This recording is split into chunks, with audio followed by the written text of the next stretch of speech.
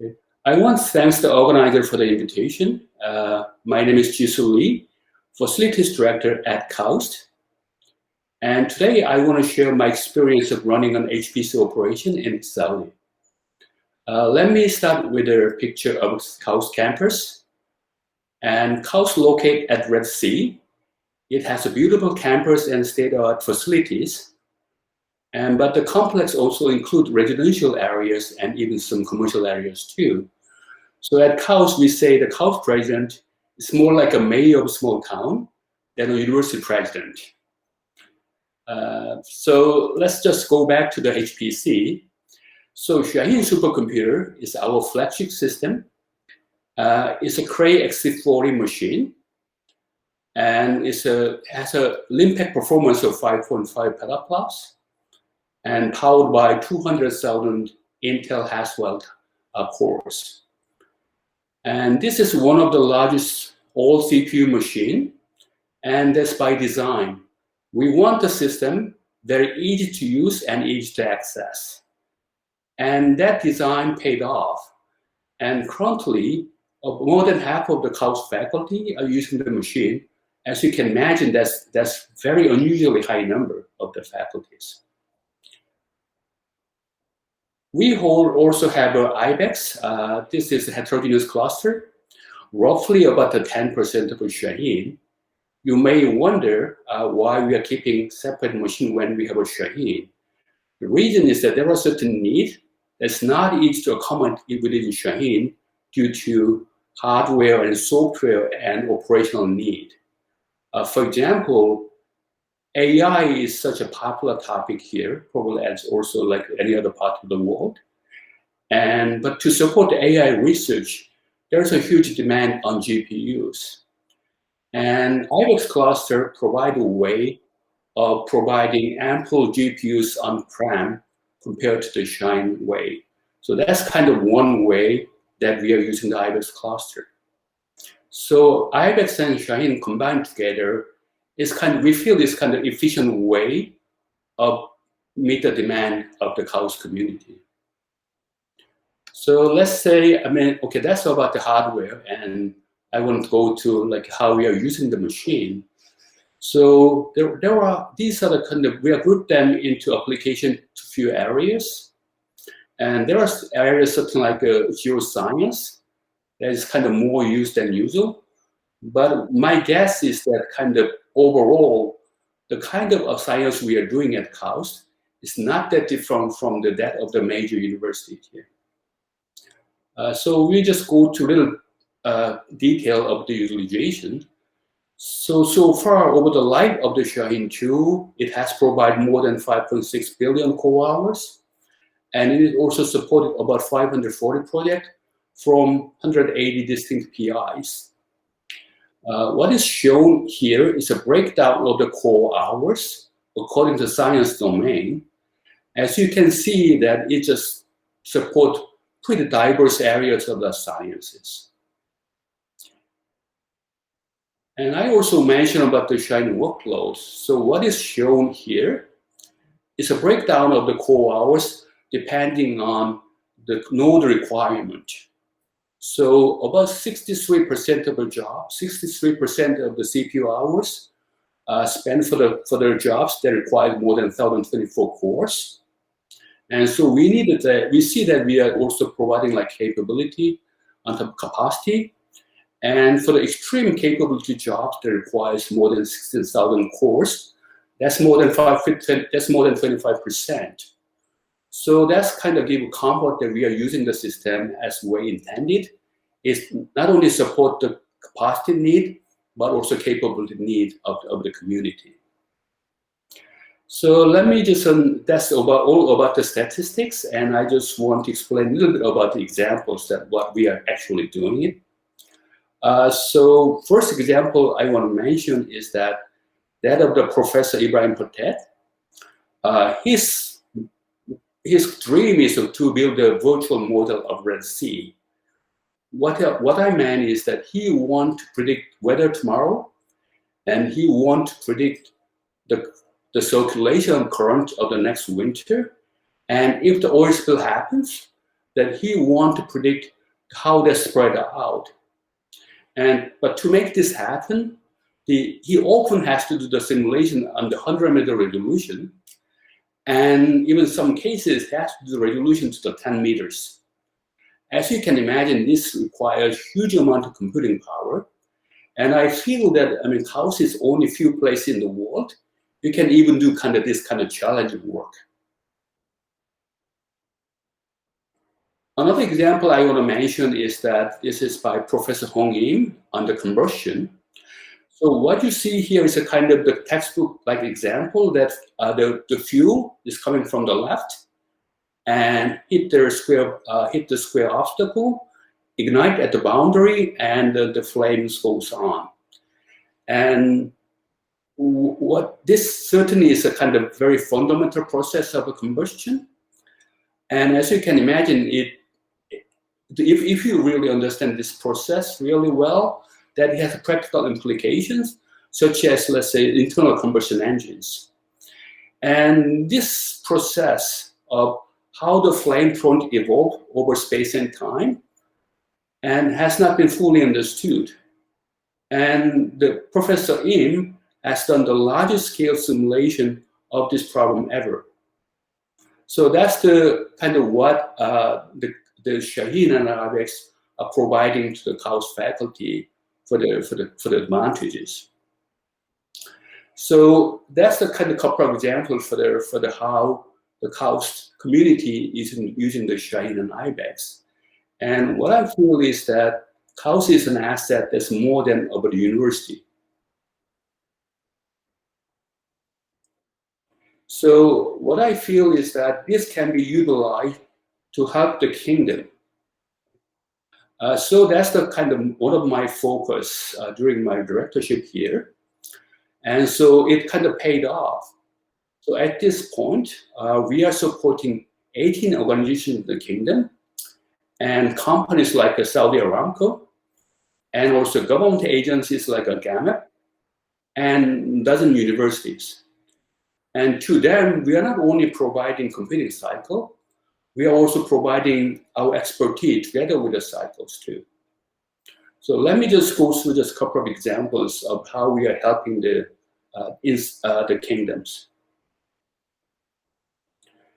So this one is the example with Aramco. So between Aramco and us, we have wonderful collaboration going on. And this is one of the earlier collaboration we have. So at that time, the reservoir simulation Aramco is doing is on the million pixel resolution. So they divide the kingdom into million cells, and that's how they simulate it. And they have a project called TerraPower at that time. It's a try to enhance the resolution by a million times. So you divide the kingdom into a million cells, and each cells by another million cells.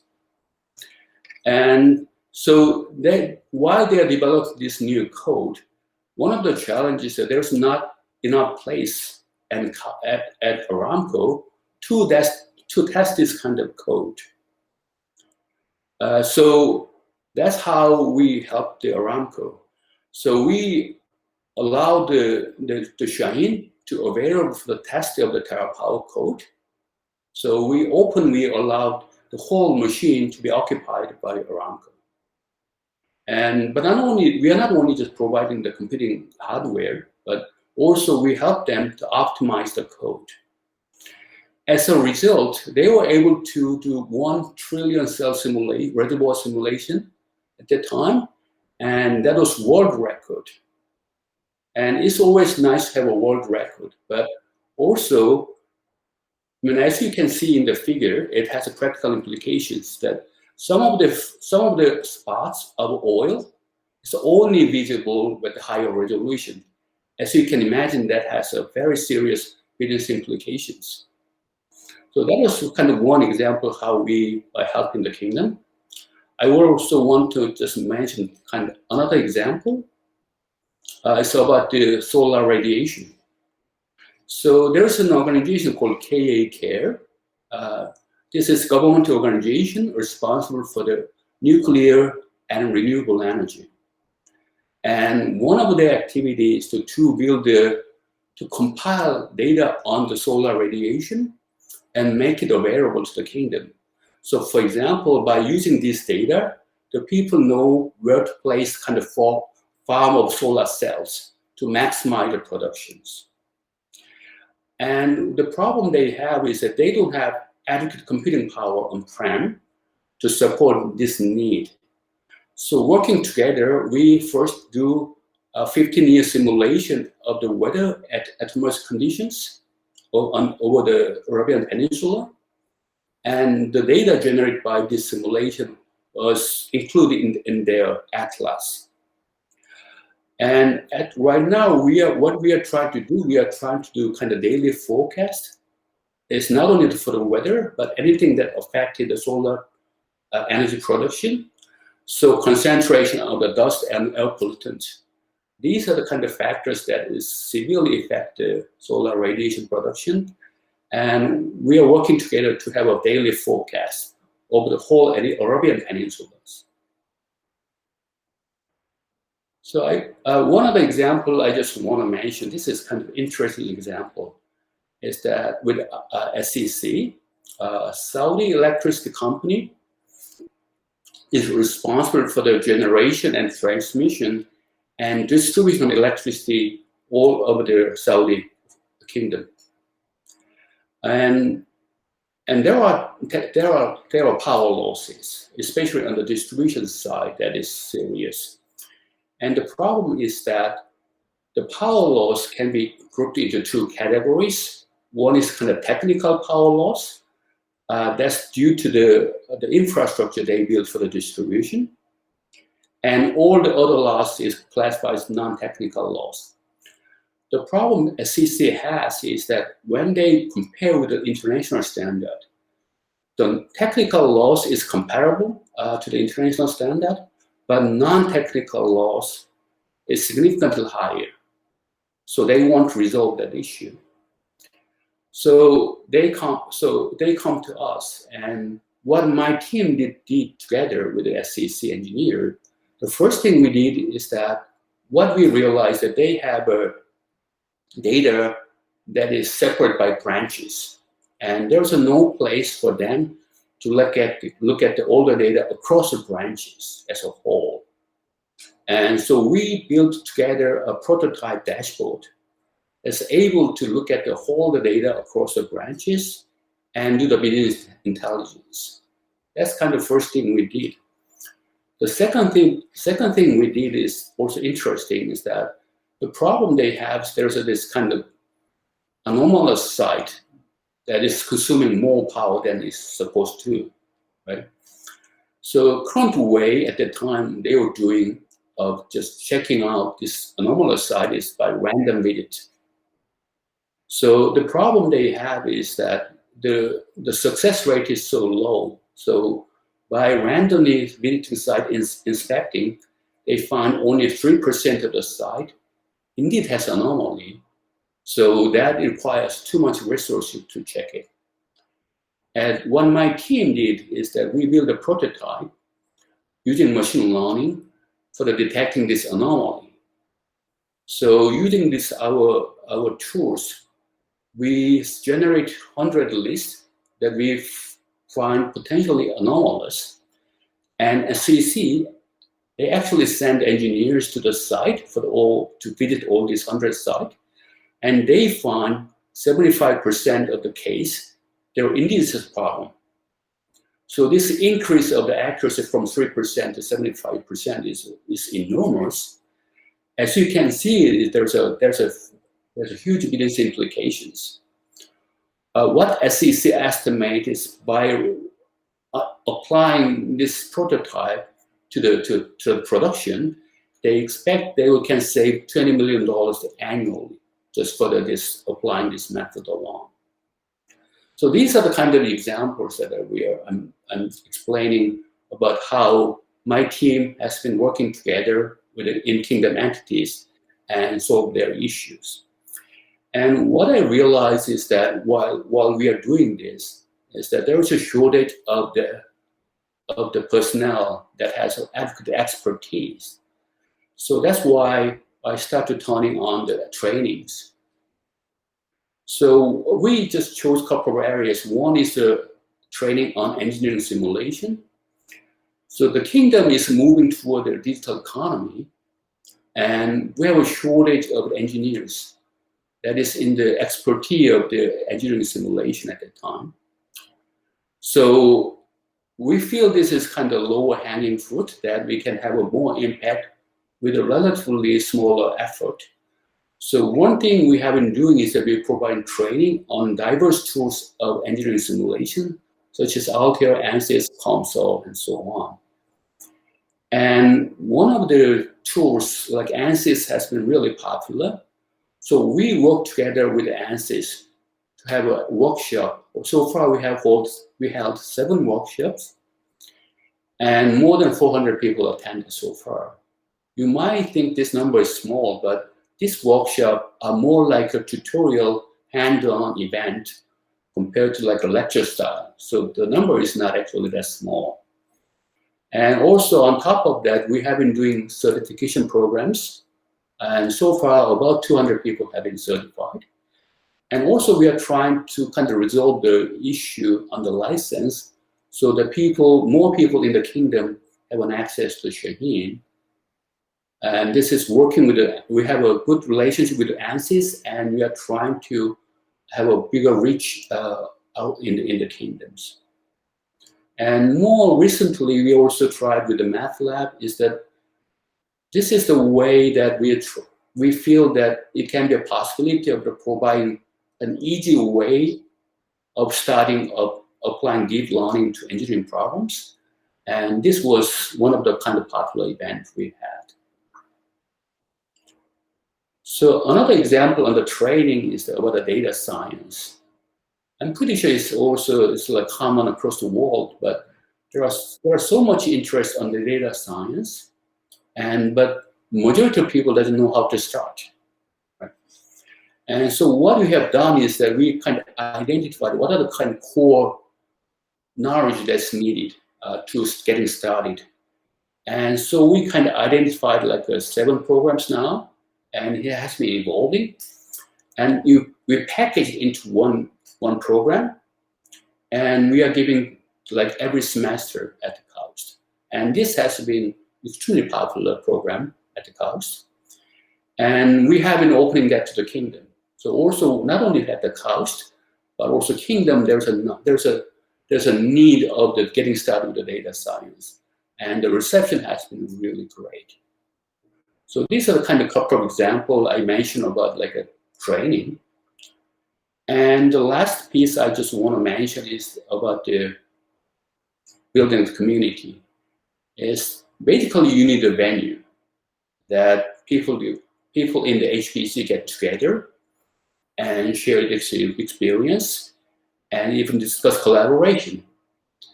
And there was this nice program, this annual event called HPC Saudi that has been going on about 10 years. And KAUST hosted over 2 of this event. And the one event at 2017, this was one of the most successful HPC Saudi event.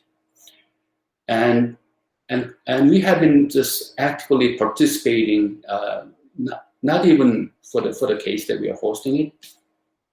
We have been participating for the whole event of the HPC Saudis, right? Okay, that's my experience of running an HPC operation in the Kingdom of Saudi Arabia. Okay, thank you for the listening. And there's a question I get. So the question is that, are there special challenges associated with operating an HPC center in Saudi Arabia? As you can see from my presentation, the issue is that the ecosystem, so HPC ecosystem, is not as strong compared to any of the developed world. So if you compare with the United States, if you compare to Europe, we have a much weaker ecosystem. So for example, like HPC centers, I mean, there are a few HPC centers in the kingdom. And for example, besides KAUST, Aramco is running a really good HPC centers, but we need more of them. We have only a few of these centers there. And in terms of industry, too. And the local HPC industry is still early stages. And one of the bigger problems is the application areas. So we need people that have enough expertise to use this HPC technology to solve a problem at their hand. And we have a shortage of this personnel.